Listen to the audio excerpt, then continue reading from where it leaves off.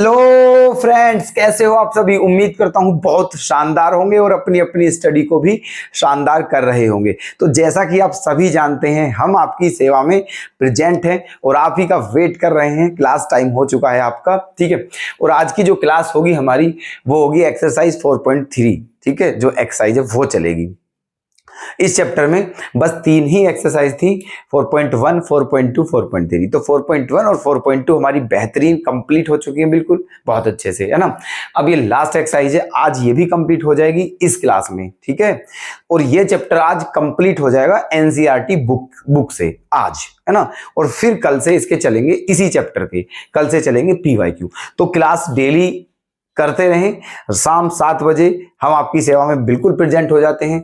आना ना भूलें, क्लास करना ना भूलें, नोट्स बनाते रहें अच्छे से, बढ़िया तरीके से मेहनत करते रहिएगा दोस्तों, ठीक है। क्योंकि एक दिन मेहनत रंग जरूर लाती है, ठीक है, हमारी भी और आपकी भी। तो चलिए बिना टाइम वेस्ट करते हुए शुरुआत करते हैं आज के अपने क्लास जो है 4.3 क्लास, मतलब 4.3 एक्सरसाइज है। इसका फर्स्ट क्वेश्चन क्या है, देखो समझते हैं। Find the nature of roots.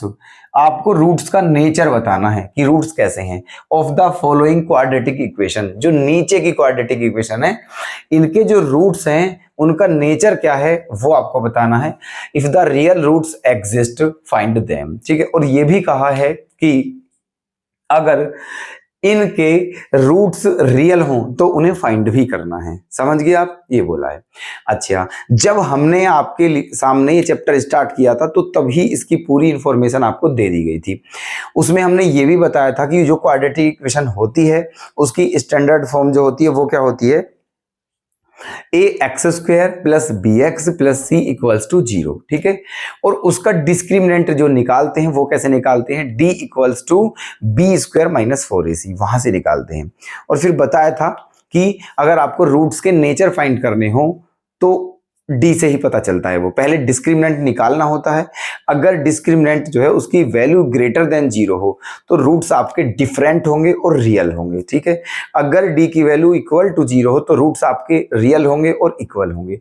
और अगर डी की वैल्यू स्मॉलर देन 0 हो, मतलब नेगेटिव हो, तो रूट्स कैसे होंगे, नॉट रियल होंगे, मतलब इमेजिनरी होंगे। ये 3 बातें आपको बताई थी, लिखवाई थी, आपको भी ध्यान होगा, ठीक है। उन्हीं का अब यूज करना है, देखिए ध्यान से। हमें पहले क्या करना है, देखो पहले एक काम करते हैं। ये जो इक्वेशन दी हुई है इसकी कंपेयर किसके साथ करें, है ना। इसकी कंपेयर किसके साथ करें, compare with A x square plus B x plus C equals to 0। इसके साथ कंपेयर करते हैं। तो बताइए ए की वैल्यू क्या आ गई है 2, बी की वैल्यू क्या आ गई है -3 और सी की वैल्यू क्या आ गई है 5। अब यहां से एबीसी की वैल्यू आ चुकी है। अब निकालते हैं डिस्क्रिमिनेंट डी, वो होता है बी स्क्वायर माइनस 4ac। अब b क्या है -3, तो -3 का स्क्वायर क्या आ जाएगा 9 -4, है ना। a की वैल्यू क्या आ जाएगी 2 आ जाएगी और c की वैल्यू क्या आ जाएगी 5 आ जाएगी। तो डिस्क्रिमिनेंट क्या आ चुका है आपका 9 माइनस 4 2 जा 8 और 8 5 जा 40। ये तो अब d की वैल्यू क्या आ चुकी है आपकी 40 में से जब 9 घटाओगे तो माइनस का 31 आएगा, माइनस का 31। तो इसका मतलब d की वैल्यू जो है वो स्मॉलर देन 0 है, नेगेटिव है, ठीक है, नेगेटिव है। इसीलिए जो रूट्स हैं, रूट्स आर नॉट रियल। इसका मतलब इसके जो रूट हैं वो रियल नहीं है। और क्वेश्चन में बोला है रूट्स तभी बताने हैं जब वो रियल है, अगर रियल नहीं है तो फिर कुछ नहीं करना है, ठीक है। अब इसके रूट रियल नहीं है ना, तो ये यहीं तक क्वेश्चन कंप्लीट हो गया है। बात क्लियर है आपके, ठीक है। ये जो रूट्स का नेचर पूछा था, ये जो इक्वेशन है इसके जो रूट्स हैं उनका नेचर कैसा है, रियल नहीं है, इमेजिनरी है, ठीक है। ओके रिपोर्ट, ठीक है। चलिए अब देखते हैं सेकंड पार्ट।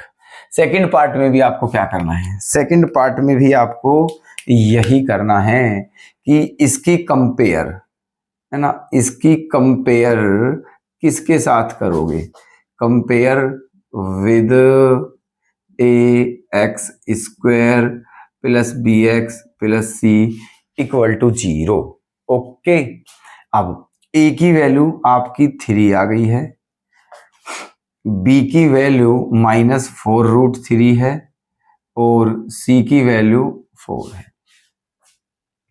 यहां से क्या निकालोगे आप? यहां से निकालोगे discriminant d, b square -4ac। b की वैल्यू -4√3 है, -4√3 का स्क्वायर करोगे तो क्या आएगा? 4 का स्क्वायर 16 और √3 का स्क्वायर 3, और फिर 16 3 से क्या हो जाएगा? 48। -4 इंटू a की वैल्यू 3 है और c की वैल्यू 4 है। ओके, तो ये क्या है आपका? 48 माइनस 4 3 जा 12 और 12 4 जा 48। 48 से 48 कैंसिल हो गया है, आंसर आ गया है 0, है ना? तो इसका मतलब d की वैल्यू क्या है? 0 है। d की वैल्यू क्या है? 0। तो आपके जब d 0 है डिस्क्रिमिनेंट, तो हमने बताया था रूट्स कैसे होंगे? रियल और इक्वल होंगे। Roots are equal real. ठीक है, कैसे होंगे रूट्स? रियल भी होंगे और इक्वल भी होंगे। क्वेश्चन में कहा था अगर रूट रियल आए तो उनको फिर फाइंड भी करना है। अब रूट रियल है तो ये फाइंड भी करना है, मतलब इसके फैक्टर कर दीजिए। क्या करने हैं? इसके फैक्टर। ठीक है, तो देखिए कितनी टर्म है? 3 टर्म्स है, 1 2 3। जब फैक्टर करते हैं तो हमने बताया था, कल वाली क्लास में भी कई बार बताया था, फर्स्ट टर्म को सेम लिखते हैं, फर्स्ट टर्म को सेम लिखते हैं, लास्ट टर्म को सेम लिखते हैं। First term same, last term same, दोनों की मल्टीप्लाई करने पर क्या आएगा? 4 3 जा 12x²। ठीक है, बीच में ऐसे दो फैक्टर लिखने हैं जिनकी मल्टीप्लाई करने पर +12x² आए और प्लस या माइनस करने पर -4√3x आए। तो क्या होंगे ऐसे? 2√3x -2√3x, ये हो जाएंगे। -2√3 और -2√3 क्या हो जाएगा? -4√3, है ना? और दोनों की जब मल्टीप्लाई करोगे तो +12x² ही आएगा। अब देखो इन दोनों में से क्या कॉमन आ जाएगा? इन दोनों में से, है ना? इन दोनों में से क्या कॉमन आ जाएगा? जल्दी से बता दीजिए। इनमें से आ जाएगा, छोटा कॉमन लेते हैं, तो यहाँ 3 है, √3 है, तो 3 और √3 में छोटा कौन सा होता है? √3, तो √3x ये कॉमन आ गया है, √3x। तो जब √3 कॉमन लिया है और यहां पर 3 है तो इसके ऊपर रूट चढ़ जाएगा, √3x, है ना? क्या हो गया है ये? √3x माइनस, यहां से √3 और x चला गया तो क्या बचा? ये 2 बचा है। क्या बचा है? √3x - 2। इन दोनों में से क्या कॉमन आ जाएगा? इन दोनों में से आ जाएगा 2 कॉमन। इन दोनों में से क्या कॉमन आ जाएगा? 2। तो क्या बचेगा फिर आपका? ये बचेगा √3x - 2। क्या बचा? √3x - 2 equals to 0। अब क्या कॉमन आ गया है? अब क्या कॉमन आ गया है? √3x - 2 into √3x - 2 equals to 0। ठीक है, अब हम क्या करें? देखो एक बार इसको 0 रखोगे आप, √3x - 2 इक्वल्स टू 0, तो यहां से x की वैल्यू क्या मिल जाएगी? 2/√3 मिल जाएगी, है ना? यहां से x की वैल्यू ये आ जाएगी। और जब आप इसको 0 के बराबर रखोगे, है ना, जब आप इसको 0 के बराबर रखोगे तो यहां से भी x की वैल्यू क्या मिलेगी? 2/√3। क्या आया था आंसर? है ना? दोनों रूट क्या आने थे? इक्वल। ये रे इक्वल है और रियल है। ठीक है, बस इतना ही करना था। क्लियर है दोनों क्वेश्चन?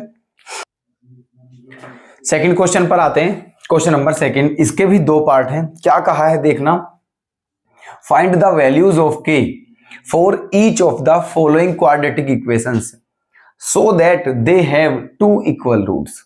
मतलब ये कहा है, जैसे मान के चलो ये है, ये क्वाड्रेटिक इक्वेशन है, इसके इक्वल रूट्स हैं, इसके जो रूट्स हैं वो क्या है? इक्वल हैं।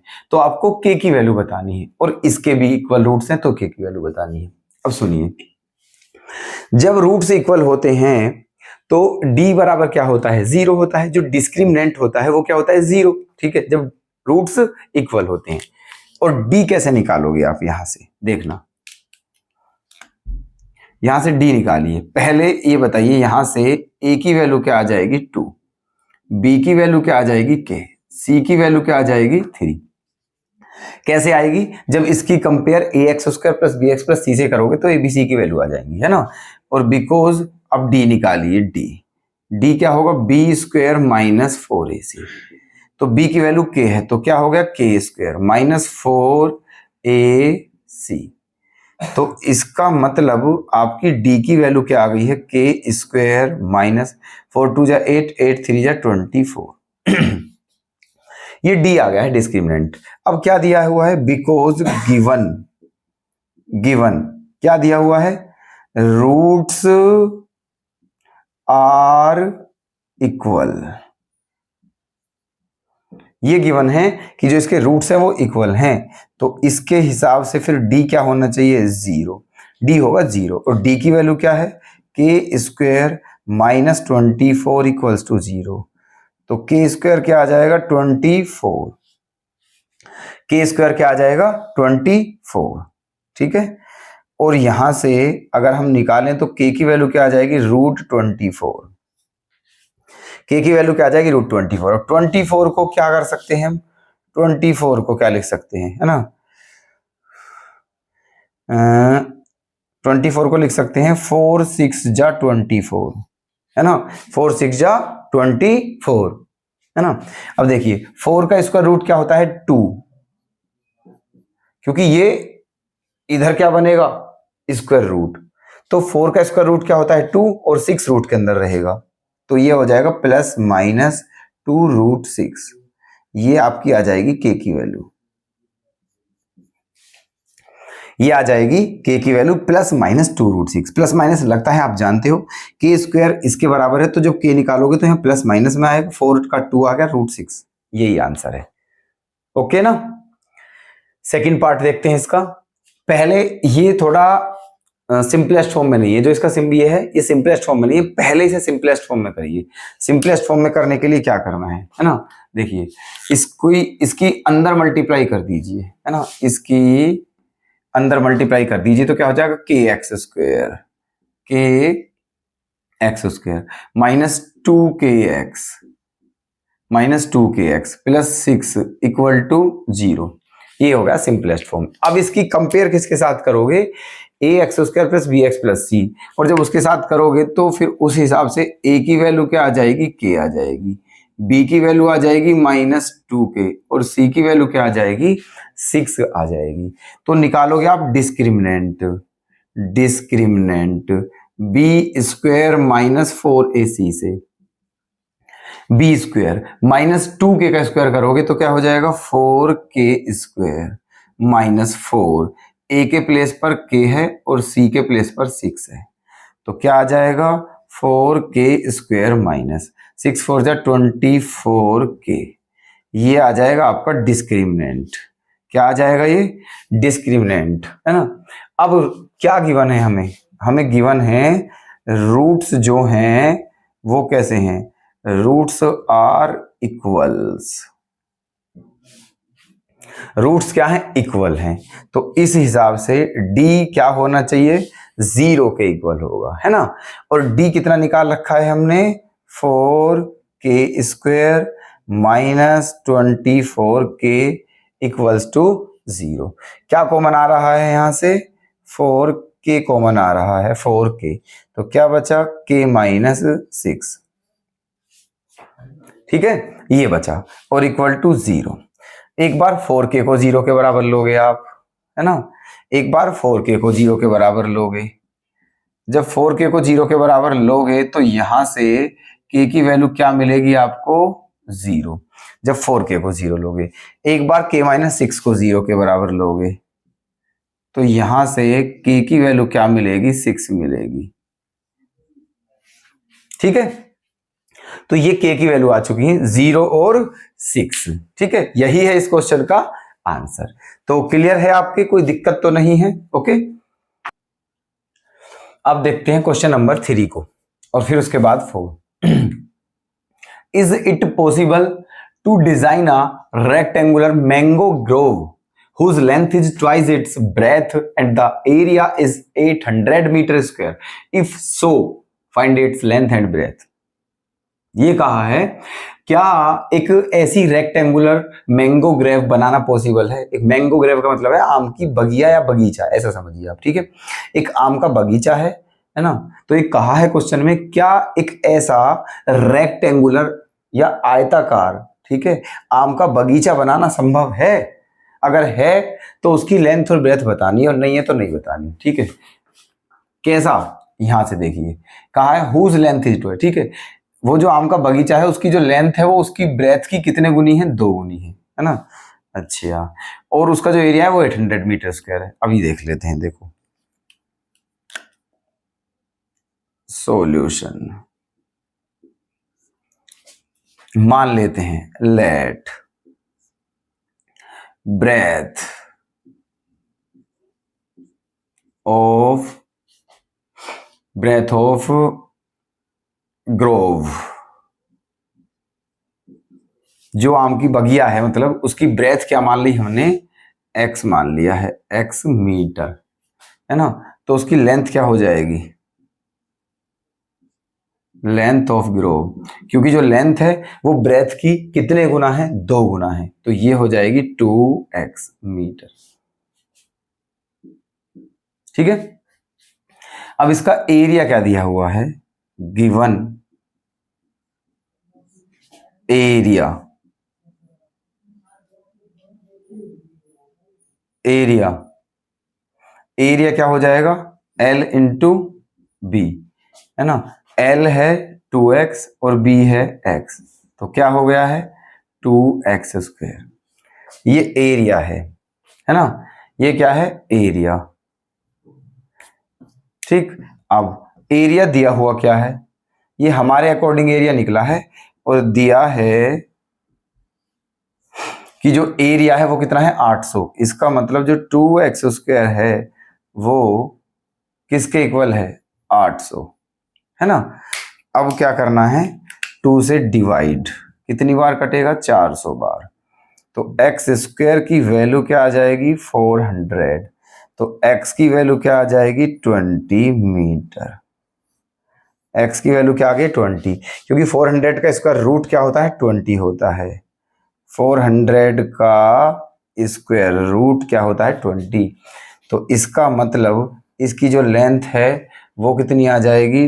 2 इंटू 20 इक्वल्स टू 40 मीटर, और जो इसकी ब्रेथ है वो क्या है हमारी? 20 मीटर, ठीक है। कोई दिक्कत? क्लियर? चलिए, तो ये क्वेश्चन आपका कंप्लीट है ना। अब क्वेश्चन नंबर 4 में क्या है, इसे भी देख लो। Is the following situation possible? If so determine their percentages. कहा है नीचे वाली जो सिचुएशन दे रखी है, या नीचे वाला जो एक क्वेश्चन दे रखा है, क्या ये पॉसिबल है सिचुएशन? अगर ये पॉसिबल है तो फिर इसमें एज बतानी है आपकी, देयर, है ना। तो उनकी प्रेजेंट एज बतानी है, ठीक है। चलिए, क्वेश्चन की शुरुआत कहां से है? क्वेश्चन की शुरुआत यहां से है, यहां से, ठीक है। क्वेश्चन की शुरुआत यहां से है, और इसमें कहां से थी क्वेश्चन की शुरुआत? है ना, हुज लेंथ, यहां से थी, ठीक। तो देखिए, the sum of the ages of 2 friends is 20 years. 2 मित्र हैं, उनकी जो एज है उनका सम 20 ईयर्स है। 4 ईयर्स एगो, 4 साल पहले, the product of their edges in years was 48। 4 साल पहले उनकी जो एज का प्रोडक्ट था वो 48 था, ठीक है। तो हमें बताना है कि ये सिचुएशन मतलब पॉसिबल है क्या? ये सिचुएशन अगर पॉसिबल है तो वो दोनों फ्रेंड हैं उनकी एज बतानी है। चलिए देखो,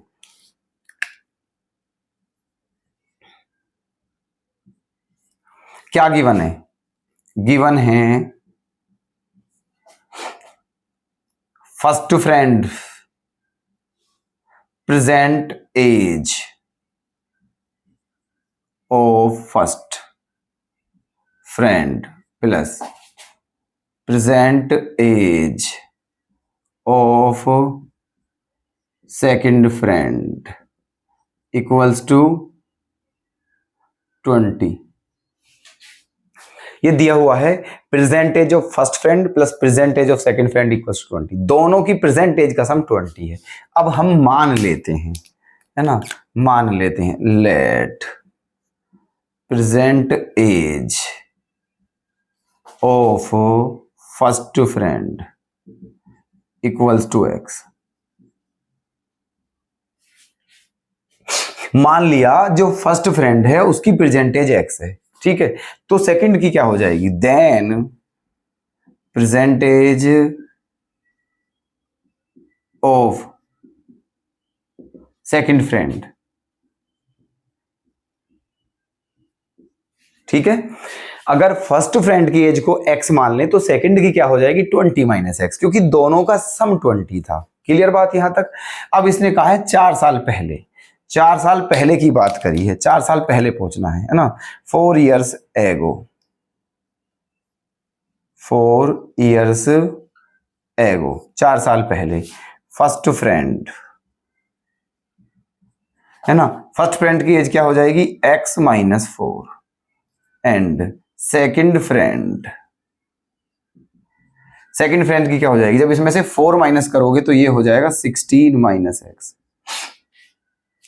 4 साल पहले फर्स्ट फ्रेंड की एज इतनी थी, सेकंड कितनी थी। अब क्वेश्चन में क्या दिया है, इन दोनों का प्रोडक्ट कितना है 48, गिवन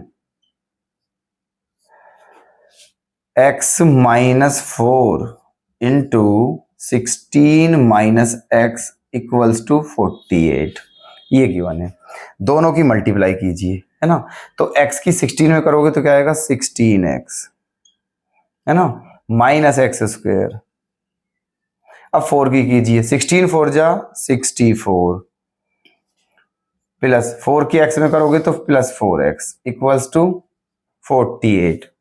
ठीक, क्या बचा माइनस का एक्स स्क्वायर, माइनस का एक्स स्क्वायर, है ना, 16x और 4x प्लस का 20x, ठीक है, माइनस एक्स स्क्वायर 16 और 4 20x, माइनस का 64 है, इस 48 को भी इधर लाइए तो ये भी माइनस का हो जाएगा, तो ये 64 माइनस का 48 माइनस का दोनों प्लस हो जाएंगे, तो 8 और 4 12 का 2 हासिल 1, 4 और 6 10 और 1 11, 112 और इक्वल टू में क्या बचा 0, इक्वल टू में क्या बचा 0।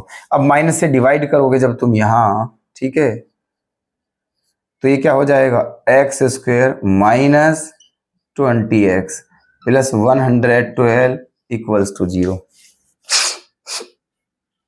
ओके, माइनस से डिवाइड करोगे तो ये प्लस हो जाएगा, ये माइनस हो जाएगा और ये क्या हो जाएगा प्लस हो जाएगा, ठीक है। अब हमें बताना है कि अगर ये सिचुएशन पॉसिबल है तो दोनों की एज बतानी है और पॉसिबल नहीं है तो फिर नहीं बतानी है। अब सबसे पहले चेक करते हैं पॉसिबल है या नहीं। उसके लिए क्या करें, यहां पर डिस्क्रिमिनेंट निकालिए, सबसे पहले डिस्क्रिमिनेंट निकालिए यहां पर, है ना। तो यहां से बताइए हमें ए की वैल्यू क्या हो जाएगी 1, बी की वैल्यू क्या हो जाएगी -20 और सी की वैल्यू क्या हो जाएगी 112। ए बी सी की वैल्यू ये आ गई है, यहां से निकालिए discriminant D, B square minus 4ac, B square minus 4ac। अब b की वैल्यू है 20, -20 और -20 का स्क्वायर क्या हो जाएगा 400, -20 का स्क्वायर 400, -4 इंटू ए इंटू ये आ गया है ना d। तो d इक्वल्स टू क्या आ गया है 400 माइनस के, है ना, 112 चौका 448, ठीक है, ये आ गया है। तो क्या बचा है ये माइनस का 48, क्या आ गया है माइनस का 48, ठीक है, -48 आ गया है। अब आप बताइए ये d की वैल्यू क्या है नेगेटिव है, क्या है d की वैल्यू नेगेटिव। अगर d की वैल्यू नेगेटिव है तो फिर समझ जाइए, ठीक है, कि जो रूट्स हैं वो रियल नहीं हैं, है ना। तो क्या लिखोगे आप, बिकॉज d स्मॉलर देन 0, है ना, d स्मॉलर देन 0, इसीलिए रूट्स आर नॉट रियल, ठीक है, क्योंकि डी की वैल्यू क्या है, 0 से छोटी है, इसलिए रूट्स क्या होंगे, रियल नहीं होंगे। जब रियल ही नहीं है तो फिर इसका मतलब पॉसिबल ही नहीं है। बताएं क्या? क्लियर है दोनों क्वेश्चन? ठीक है, चलिए क्वेश्चन नंबर 5, लास्ट क्वेश्चन है ये इस एक्सरसाइज का। फिर ये एक्सरसाइज बिल्कुल कंप्लीट हो गई है और ये चैप्टर भी कंप्लीट हो जाएगा एनसीईआरटी की बुक से। ठीक है, चलिए देखते हैं। Is it possible to design a rectangular park? ठीक है, क्या एक ऐसा रेक्टेंगुलर पार्क बनाना पॉसिबल है?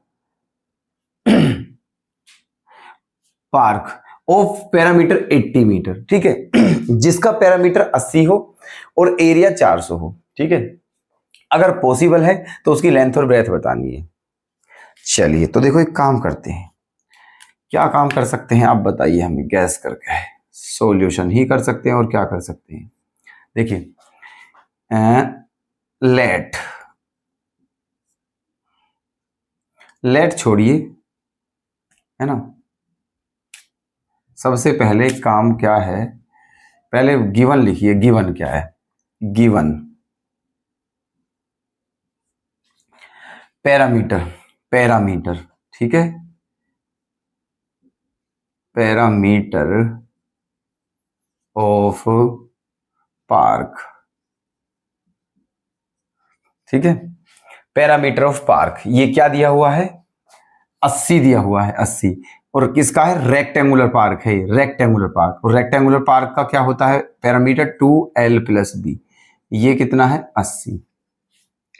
इसने दिया है रेक्टेंगुलर पार्क का पैरामीटर 80 है और रेक्टेंगल का पैरामीटर होता है 2l+b। इसका मतलब 2l+b की वैल्यू कितनी है? 80 है ना। अब इससे जब ये इसे हम डिवाइड करेंगे कितनी बार जाएगा? 40 बार। इसका मतलब l+b की वैल्यू क्या आ गई है? 40। इक्वेशन 1। यहां तक कोई दिक्कत? ठीक है, इक्वेशन क्या आ गई है? 1 आ गई है ना। अच्छा, अब इसका एरिया जो दिया है वो क्या दिया हुआ है? 400 मीटर दिया हुआ है ना। एंड एरिया ऑफ पार्क, है ना, एरिया क्या होता है? l/b। वो क्या दिया हुआ है? 400। ये हो गई है इक्वेशन 2। अब हमें बताना है कि ये संभव हो सकता है या नहीं। अगर हो सकता है तो इसकी लेंथ और ब्रेथ बतानी है, नहीं होता है तो फिर नहीं बतानी है ना। अब देखो एक काम करते हैं, क्या काम करते हैं? मान लेते हैं, मान लेते हैं कि जो लेंथ है, लेंथ ऑफ द पार्क, जो पार्क की लेंथ है उसको क्या मान लेते हैं? x metre.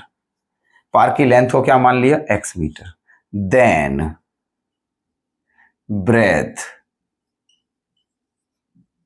Of the park b, वो क्या हो जाएगी?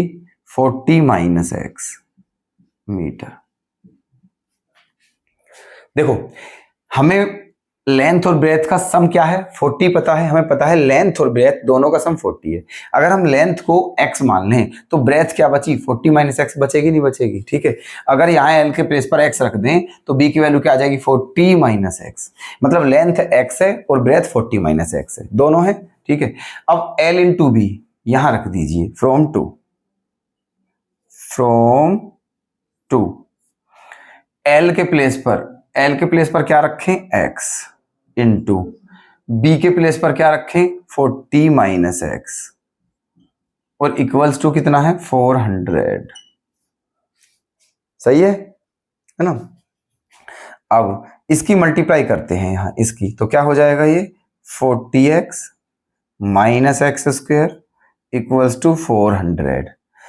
इन दोनों को उधर ले जाइए, या x² उधर जाके क्या हो जाएगा? प्लस, है ना। 40x हो जाएगा माइनस और 400 क्या है? Positive, equals to 0। यहां तक कोई आपत्ति? क्लियर है सब कुछ? अब हमें सबसे पहले चेक करना है कि ये पॉसिबल है या नहीं। उसके लिए क्या निकालना पड़ेगा? डिस्क्रिमिनेंट। डिस्क्रिमिनेंट निकालने से पहले किसकी वैल्यू चाहिए? ए बी सी की। तो ए की वैल्यू 1 हो गई है, बी की वैल्यू -440 है और सी की वैल्यू क्या है? 400। ठीक है, अब निकालिए डिस्क्रिमिनेंट डी, b² - 4ac। तो b की वैल्यू -40 है। -40 का स्क्वायर क्या हो जाएगा? 1600। ठीक है, -40 का स्क्वायर क्या हो जाएगा? 1600। ओके, -4 इंटू a की वैल्यू 1 है और c की वैल्यू कितनी है? ये सही है, ये हो गया है। तो अब क्या आ जाएगा यहां से? 1600 माइनस 1600 मतलब क्या आ गया है? 0 आ गया है। डी की वैल्यू क्या आ गई है? 0। इसका मतलब रूट क्या है? रियल है। रूट क्या है? Real. Because D equals to 0, इसीलिए roots are equal and reals. क्या यहां तक दिख रहा है? यहां तक क्लियर है? सब कुछ दिख रहा है? ठीक है, ओके। यहां डी की वैल्यू क्या आ चुकी है? 0, इसलिए रूट्स क्या होंगे? इक्वल होंगे और रियल होंगे, है ना। अब इसका मतलब अगर रूट रियल है तो इसका मतलब पॉसिबल है। अगर रूट रियल है तो पॉसिबल है ना। अब आपको बतानी है इसकी लेंथ और ब्रेथ कितनी होगी। तो अब देखो क्या करें, इस इक्वेशन के कर लेते हैं फैक्टर। ठीक है, इस इक्वेशन के कर लेते हैं फैक्टर। देखिएगा ये क्या इक्वेशन है? X square -40x plus 400 equals to 0। ठीक है, ये इक्वेशन हमने लिख ली है। अब इसके फैक्टर करके x की वैल्यू निकालेंगे, क्योंकि जब x की वैल्यू निकल जाएगी लेंथ और ब्रेथ तभी पता चल पाएगी। अब इसके करने हैं फैक्टर। फर्स्ट टर्म को बिल्कुल सेम लिख दिया है, लास्ट टर्म को बिल्कुल सेम लिख दिया है, इक्वल टू 0। अब दोनों की मल्टीप्लाई करेंगे तो क्या आएगा? 400x square. हमें बीच में ऐसी दो टर्म लिखनी है जिनकी मल्टीप्लाई करने पर 400x स्क्वायर आए और प्लस या माइनस करने पर -40x आए। तो ऐसे फैक्टर बताइए। तो 20 क्या होते हैं? 20 -20x और -20x। ओके, -20 और -20 -40 और दोनों की मल्टीप्लाई प्लस 400x स्क्वायर ही आएगा। अब इन दोनों में से क्या कॉमन आ जाएगा? x। क्या बचा? x -20 माइनस इन दोनों में से क्या कॉमन आ जाएगा? 20। क्या बचा? x -20 equal to 0। तो क्या आ गए हैं फैक्टर? x -20 और x -20 इक्वल्स टू 0। ओके, जब आप इसको 0 रखोगे, है ना, जब आप इसको 0 रखोगे तो x की वैल्यू क्या आ जाएगी? 20। और जब आप इसको 0 रखोगे तो भी x की वैल्यू क्या आ जाएगी? 20 आ जाएगी। ओके, लेंथ और ब्रेथ दोनों क्या आ गई? 20 है ना। तो लेंथ भी कितनी है? 20 ओके मीटर, एंड ब्रेथ भी कितनी है? 20 मीटर। यही क्वेश्चन में पूछा था। ठीक है, तो यही है आपका आंसर। ओके, नोट कर लें दोस्तों, है ना। और क्लास जो है ये आपकी अब हो चुकी है कंप्लीट। ठीक है, क्योंकि ये चैप्टर हो चुका है बिल्कुल कंप्लीट। तो कैसी लगी क्लास? क्या सब कुछ समझ में आया है? कोई डाउट तो नहीं है दोस्तों? प्लीज कमेंट में जरूर बताएं। और कल फिर से आपके लिए प्रेजेंट होते हैं बहुत ही अच्छे क्वेश्चन के साथ। अब चलेंगे इसके PYQ। ठीक है, तो बने रहिएगा दोस्तों, शाम 7 बजे बिल्कुल आ जाएं, भूलें नहीं, क्लास बिल्कुल मिस ना हो। ओके, धन्यवाद।